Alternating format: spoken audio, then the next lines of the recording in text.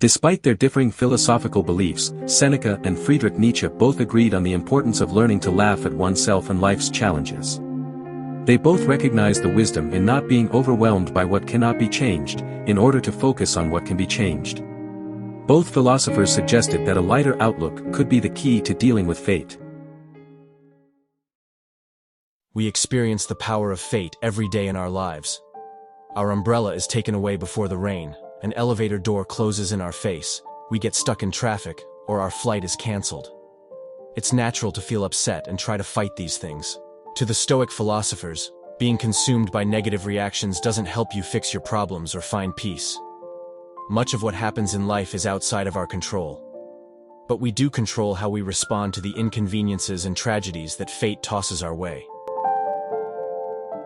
Seneca, a first-century Stoic philosopher and Roman statesman, argued that one of the best ways to react to your problems is to laugh at them. He believed that taking a lighter view of things and bearing them with an easy spirit is more human than lamenting over them. Laughing, whether at yourself or your situation, shows a sudden, visceral understanding. It releases a tension that was slowly building up throughout the day, your conflict with fate and acceptance. Seneca thought that few people are on the path to resilient peace and happiness. Most people are busy chasing empty pleasures, being troubled by restless desires, or fretting over their possessions.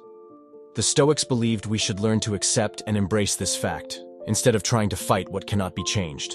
Yet most people struggle when things don't turn out how they want them to. They are frustrated, disappointed, and angry because they cannot accept the power of chance, something they clearly have no control over. This argument comes from the depths of Seneca's personal experience. As a young lawyer preparing for public life in Rome, his life's plan was derailed for a decade by an illness. Later, having amassed wealth and influence in the empire, power plays caught up to him. He was exiled twice before his own student, the notorious Roman Emperor Nero, persecuted him and ordered him to commit suicide.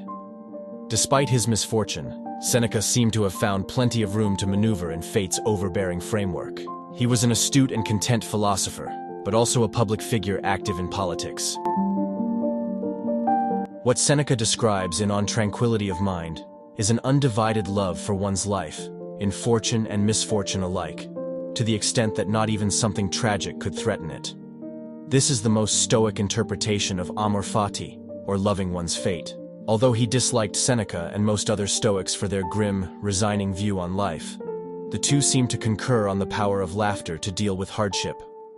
Nietzsche recognized that if you're overwhelmed by what you cannot change, you fail to act on the things that you can change. Fate and failure only hurt those who cannot come to terms with them.